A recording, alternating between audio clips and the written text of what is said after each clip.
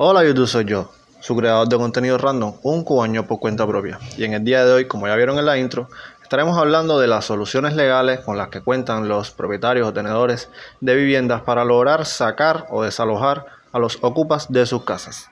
Si te interesa el tema, si te encuentras en una situación similar o simplemente si deseas conocer más sobre el ordenamiento jurídico español, quédate porque este video es para ti. El Boletín Oficial del Estado es la publicación o el sitio oficial donde podemos encontrar todas las leyes, disposiciones normativas que rigen o que están en vigor en el territorio español, así como otras de interés histórico.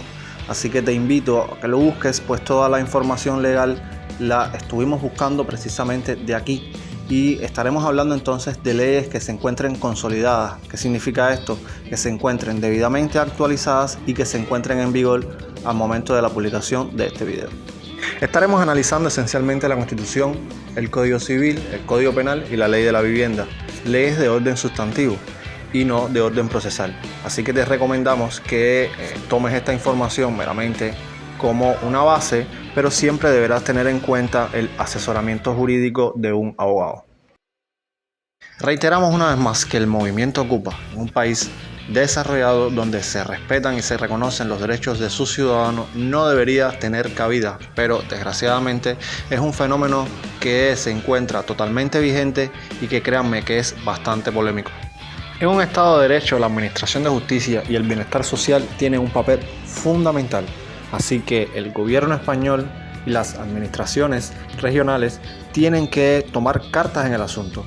Pero ¿se encontrará realmente la población en un estado de indefensión ante los ocupas?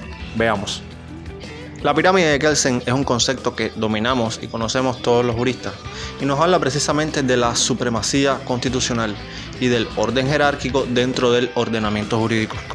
Y para que se entienda bien, estamos hablando de que ninguna ley de inferior rango puede contradecir lo consagrado o lo estipulado en la Constitución, así como disposiciones u ordenanzas tampoco pueden contradecir lo que está estipulado en las leyes. Entonces comencemos con el análisis de la Constitución española.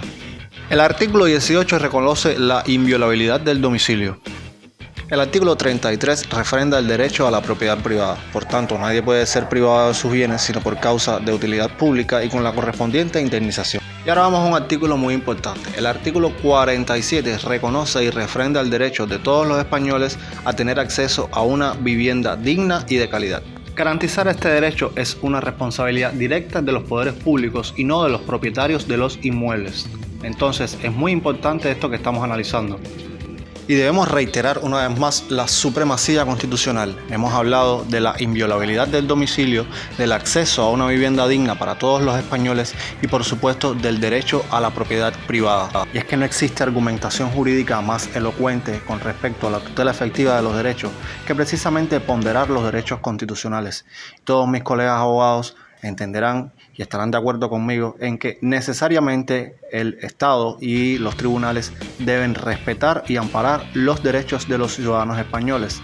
Primacía a la Constitución y después estaremos viendo lo que se establece en cada una de las leyes complementarias. Pero para no ser ingenuos, precisamente muchos ocupas o inquiocupas se basan en la inviolabilidad de domicilio para que no los puedan echar. Entonces tenemos que ponderar si la vivienda se encuentra ocupada o no y si el propietario es reconocido.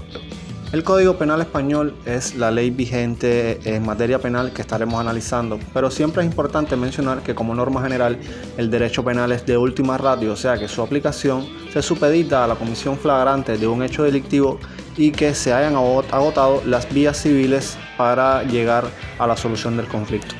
Procede la denuncia por allanamiento de morada cuando la vivienda o el inmueble se encuentra habitado y estaríamos hablando de sanciones que pueden ir de 6 meses a 2 años o en el caso de la figura agravada cuando se emplea violencia o intimidación de 1 a 4 años.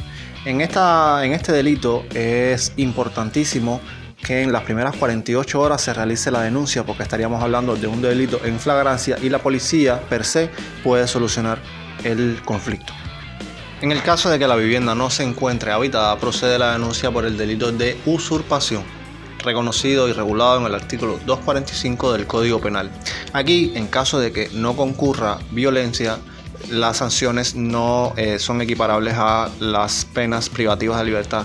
Por tanto, recomendamos acudir en este caso a la vía civil.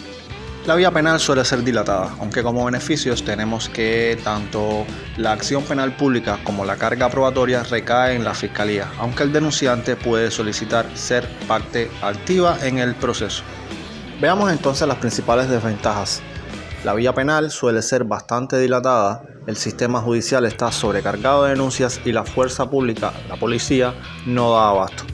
Aunque reiteramos, si concurre algún tipo de violencia en el hecho, o si la denuncia se realiza dentro de las primeras 48 horas y la ocupación es en vivienda habitada, es muy recomendable acudir a la vía penal.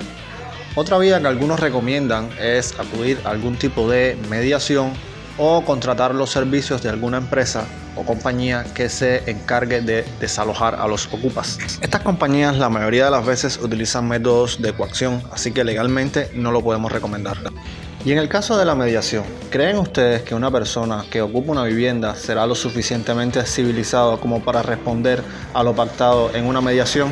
En el caso de la vía civil, además de que existen determinadas ventajas y desventajas que luego estaremos analizando, debemos aclarar que tiene varios requisitos procesales. En primer lugar, la demanda se radica ante los juzgados de primera instancia mediante representación letrada. En segundo lugar, la carga probatoria recae directamente sobre el demandante, o sea que será necesario aportar pruebas de la titularidad del inmueble, tales como el título o el registro de propiedad. Y por último, que es necesario que haya transcurrido un año desde el inicio de la ocupación ilegal. En el artículo 348 del Código Civil se regula el derecho a la propiedad, la disposición del bien y, muy importante, la acción reivindicatoria.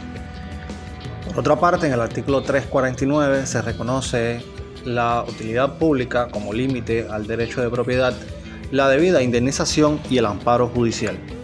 Una vez radicada y admitida la demanda, cuando se realice el proceso judicial correspondiente y que el tribunal dicte sentencia, la policía deberá ejecutar el fallo mediante el desalojo de los ocupas. Como principales desventajas tenemos las siguientes. Primero, el año previo de ocupación necesario como requisito imprescindible para radicar la demanda. Segundo, los términos o los tiempos dilatados tanto de tramitación de la demanda como de ejecución de la sentencia. Y por último, precisamente que los costos procesales recaen directamente en el demandante.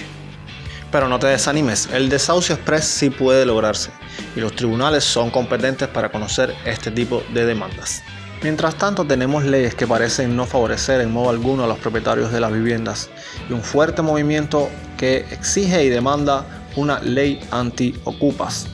Y por otro lado tenemos a los que pretenden vivir sin trabajar y quienes de muy mala fe se aprovechan de las ventajas que ofrece el ordenamiento jurídico y de los beneficios del estado de bienestar social que propugna el Estado español. Mientras tanto, seguiremos esperando a que el Congreso de los Diputados tenga la iniciativa de promulgar una ley que le ponga fin al problema de los ocupas y que definitivamente solucione de una vez y por todas a algo que afecta tanto a muchísimos españoles. Es necesario que los poderes públicos se responsabilicen entonces en el acceso de todos los españoles a una vivienda digna y de calidad, pero ese derecho, como siempre decimos, no puede ir en detrimento del derecho ajeno. Veamos entonces qué se regula en esta nueva ley de 2023 sobre el acceso a la vivienda y qué ventajas o desventajas ha traído tanto para los propietarios, para los inquilinos o para quienes aún no tienen acceso a una vivienda digna. En el artículo 8 se regula que todos los ciudadanos tendrán derecho a una vivienda digna y adecuada en los términos dispuestos por la ley, ya sea en régimen de propiedad, de arrendamiento, de cesión de uso o de cualquier otro régimen legal de tenencia. Y quiero que presten muchísima atención al final de este artículo, pues ni la usurpación ilegal, ni el allanamiento de morada, ni la ocupación constituyen un régimen legal de tenencia. El artículo 14 introduce una figura jurídica muy preocupante. Nos estamos refiriendo a las personas que se encuentran en una situación de especial vulnerabilidad. Y es que esta ley tiene una fuerte vocación humanista y proteccionista con los más necesitados, y esto es aplaudible, pero los ocupas de mala fe se aprovechan de las bondades del ordenamiento jurídico y se declaran que son personas en una situación de especial vulnerabilidad y al hacerlo dejan totalmente desprotegidos a los propietarios legales de las viviendas. A ver, las vías legales existen, aunque son imperfectas y necesariamente deberán ser revisadas y actualizadas, preferiblemente con la promulgación de una ley antiocupas. Existen muchas trabas e impedimentos procesales, pero el desalojo, el desahucio no es imposible. Solamente hemos brindado algunas herramientas legales que suelen ser muy útiles a la hora de comenzar un proceso de desalojo o desahucio. Pero si aún te quedan dudas, déjamelo saber en los comentarios. Si te ha gustado el video, suscríbete al canal y déjame un like, porque en el próximo video estaremos tratando precisamente las repercusiones legales que ha tenido el tema de la ocupación ilegal en España. Nos vemos.